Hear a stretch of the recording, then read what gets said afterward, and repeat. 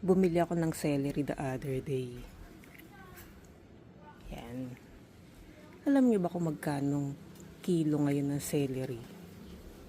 Grabe, 500 pesos. Ganun kamahal. 1 kilo, 500. So, eto, nabili ko siya 90 pesos. Kaya ngayon, ang gagawin ko, try ko itanim. Pero syempre, tatanggalin natin tong stalks. Then, mag-iwan lang tayo ng konti dito. Tapos, tatanim natin. Try lang, baka sakaling mabuhay.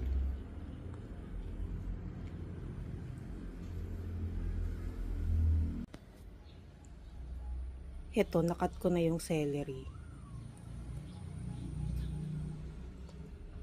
Ang gagawin ko, itatry ko, direct planting.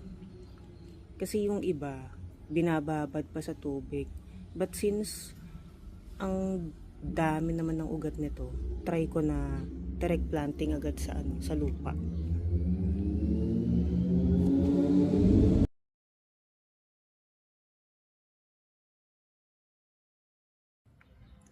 Ito na po yung celery na itinanim ko noong December 21. After 11 days, ito na siya. Ganito na siya kalaki.